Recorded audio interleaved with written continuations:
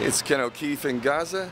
You know, in this Orwellian world of ours, it's oh so nice to have some refreshing honesty, and well, we were watching something really quite interesting yesterday, me and Max. You know, when I saw this clip yesterday, I thought it was comedy. You know, we all know that there's been false flag events staged right throughout history. It's been replete throughout history. We've had the Lusitania, we've had Gulf of Tonkin, we've had the Maine. These go way back as far as Nero burning Rome. But sometimes you see something and it just boggles the mind. And as I was saying, when I first saw this clip, I had to recheck it actually 3 times just to make sure that it wasn't comedy. I thought I was watching The Onion or something like that. I saw it and I thought, there's no way this can be real. But it turns out that it is real, and we're going to show you this clip and see what you think about this. I frankly think that crisis initiation is really tough. And it's very hard for me to see how the United States president can get us to war with Iran.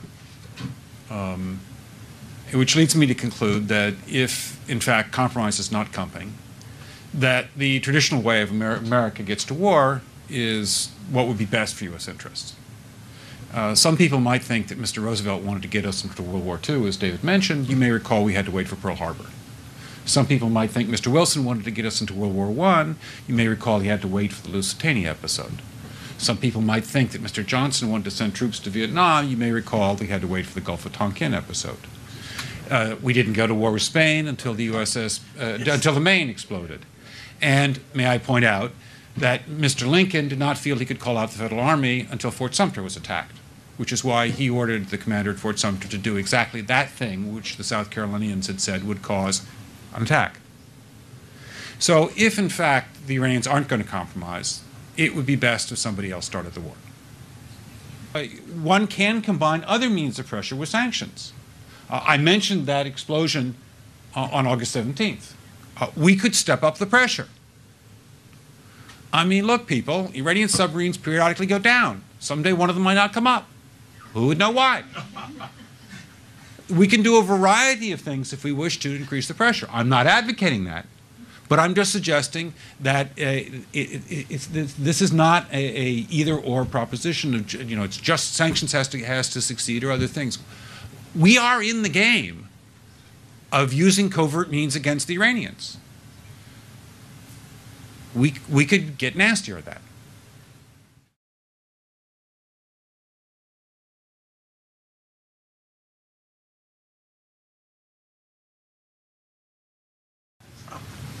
I frankly think that crisis initiation is really tough. Crisis initiation? We're trying to initiate crisis? And it's very hard for me to see how the United States president can get us to war with Iran. My heart breaks. I know we all want war, and my heart breaks. The president can't get us to war. Which leads me to conclude that if, in fact, compromise is not coming, that the traditional way of America gets to war is what would be best for U.S. interests. I don't know, I thought peace and prosperity was good for U.S. interests. Perhaps I'm old-fashioned.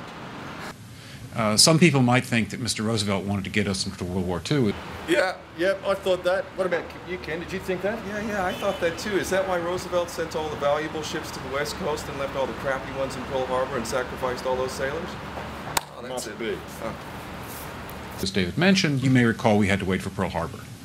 Some people might think Mr. Wilson wanted to get us into World War I. You may recall he had to wait for the Lusitania episode. So I guess that's why they sent the Lusitania, which was a passenger ship, into a war zone, packed the hull with explosives, even after they had warnings from the Germans not to send it in there. Some people might think that Mr. Johnson wanted to send troops to Vietnam. You may recall we had to wait for the Gulf of Tonkin episode. Gulf of Tonkin, they made that one up. It didn't even exist. It was just complete fabrication. We didn't go to war with Spain until until the Maine exploded. So it wasn't the Spanish. And may I point out that Mr. Lincoln did not feel he could call out the Federal Army until Fort Sumter was attacked. Makes sense. Yeah, makes sense.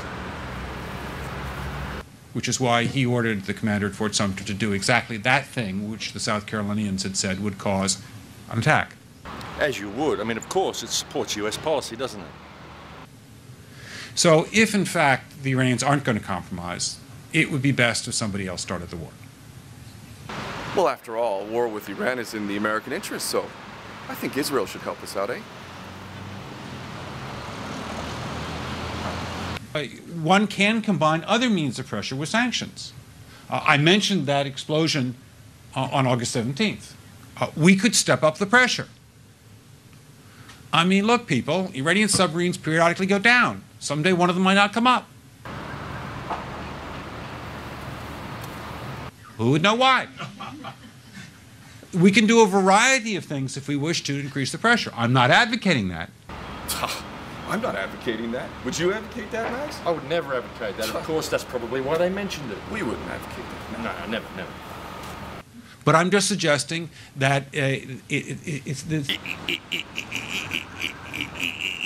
is not a either-or proposition. Of, it's just sanctions has to succeed or other things. Other things? Like everything you just talked about? We are in the game of using covert means against the Iranians. It's like chess. It's just like a game of chess. Absolutely, that's all it is. I mean, it's just all life on planet Earth, like, a game of chess. Yeah, you make a move, that's it. That's all it is. That's all it is. We could get nastier at that. Yeah, you... Nasty? No, we've only just begun. 9/11, that's just an appetizer. We're just getting warmed up. Just getting warmed up. So, folks, what do you say to a clip like that? Like I said, when I first saw that, I thought it was a comedy routine. I can't believe that they're just out there saying that. They're saying, look, folks, and bear in mind that everything that he just mentioned was a false flag attack. We had to do all of these things, and now we're having lobbies where we're filming it in public and we're telling you what we're going to do. We're saying we're going to stage false flag attacks, folks, and you're not even going to notice because that's what we do now, and you don't notice anyway. So, I mean, it just boggles the mind. Yeah, Max, and it's like a game, isn't it? It's Zbigniew Brzezinski's grand chessboard. It's just like these people are playing around with us like we're little pawns on a chessboard or something. This is not a game. It is as serious as it gets, and yet these assholes get up as if they own the world, as if we're some inconsequential, non-existent fucking robotic slave class that's just there for, window dressing. Well, yeah, exactly, window dressing. But the thing that really blows me out is that they're just telling us about it so blatantly. And look, folks, everything they're doing, I mean, the only way it's going to stop is if we do something about it. We have to pay attention to what's going on. We've got to pay attention to what's being said to us. People just aren't paying attention to what's happening in the world. They're not paying attention to what the media is telling them. They're not paying attention to what the politicians are telling them. They're not paying attention to themselves, and they're certainly not paying attention to Gaza. And that's something that very much needs to change. And let's look at these guys, the Near East studies. Now, if this was just a bunch of, jerk-offs running around with their mouth, then that would be one thing. But these so-called think tanks basically are the formers of policy. Let's remember the Project for a New American Century. What did the Project for a New American Century say? They said that ultimately the American people were too fucking stupid to support a global fucking war that would effectively win the empire complete total domination, full spectrum dominance, as they said. That the American people were too stupid, so therefore we needed a, quote, new Pearl Harbor in order for the American people to be whipped up into a policy that would allow us to invade Iraq, invade Afghanistan, and also start a bunch of wars in the Middle East to be able to create that clash of civilization, so whereby we could use all of those billions and billions and billions that we spend on weapons of mass destruction all around the world, because hey, if those things are just sitting in a warehouse collecting dust, that's not very good, is it? We got to use those things, don't we?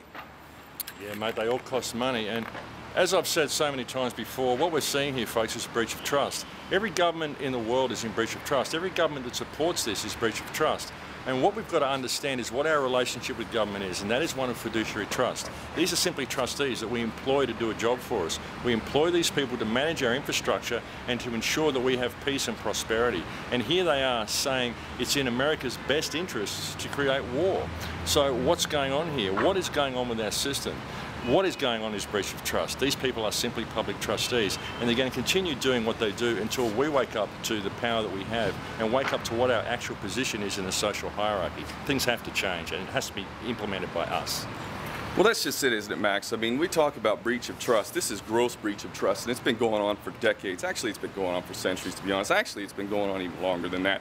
These people don't represent our interests. As he says, the American interest, what is the American interest to the Near East Studies Institute? What is the American interest to Project for a New American Century? Is that your interest? Is it my interest? Is it the interest of the working class people who are busting their butts so they can bail out the fucking bankers? Is that the American interest? I don't think so.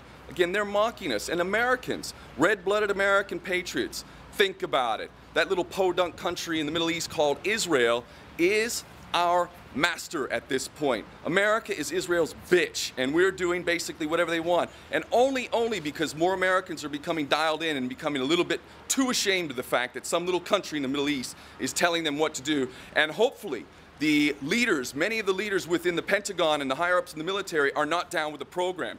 This is important. If you're a red-blooded American patriot, you better start doing the right thing for the real American interest. Very true. It has to be looked at, and people have to start paying attention. My friend Ken gets quite angry about this issue, and that isn't surprising. He has a Palestinian wife. He's been to Gaza 3 times, and he's seen the situation that the people are in here. And seeing this clip, they're virtually mocking us, folks. They're just telling us what they're going to do. I mean, hey, I'm not advocating that we do this. I'm just going to come out here as a lobbyist and mention that these are all the things that we have done. Perhaps we could do it again. But of course, I'm not advocating it. It's about time we wake up to what's going on here, folks. We need to take the power back, and it has to come from the people. It's the only place it can come. There's no good petitioning these people. There's no good lobbying government. There's no good signing forms and voting people in and voting people out. We have to realise where we sit in the food chain. God created man and gave man dominion over the earth. We are mankind. We have dominion over the earth. Governments are our servants, and it's about time we wake up and realise that. Well, that's right. There is no savior, man. You know, who's the savior? We're the savior. Take a look in the mirror. That's the savior. There's no one coming to save us. Now, let's understand this. This is not a joke. The stakes could not be any higher. This little game with Iran, I think, personally, that the war with Iran would have happened by now. Let us not underestimate the consciousness of humanity is rising. I believe they've done their focus groups. By they, I mean the powers that be. They've done their focus groups, and they realize that people in high ranks may very well break those ranks. And if that happens and the first domino falls, those who are really in power, the ones behind the puppets they put in front of us, that they're going to be the ones who are going to be hanging from lampposts as soon as those people break ranks. So they're afraid. But at the same time, they're afraid and they're dangerous. And let us make no mistake. If you don't know what the Samson option is, I want you to go Google Samson option. The Samson option is what Israel has said publicly on more than one occasion, with the full backing of America, no less. All of those weapons of mass destruction, hundreds of nuclear weapons at Israel's disposal. Israel has said openly that if its existence is threatened, that it will take the whole world down with it, that it will attack Europe, that it will attack the world with nuclear weapons. Now think about it. If they attack Iran and Iran fights back, what are the odds that Iran won't fight back? Of course they will. And when they fight back, they have weapons that can hurt Israel and kill a lot of people. What is Israel going to do then? Is it going to exercise the Samson option? It might very well do that. This could be the end of the world as we know it. It's time to take our heads out of the sand, stop being the proverbial ostrich, and seriously wake up. This is for our children and future generations, that we stop pretending as if we don't live in a world in which we threaten our own existence. We are all one family. We need to start treating each other like brothers and sisters. And those brothers and sisters in our family who are acting like psychopaths and endangering all of us, we need to deal with them. And hopefully we can bring them around. But if they can't be brought around, then they certainly need to be taken out of their positions of power now.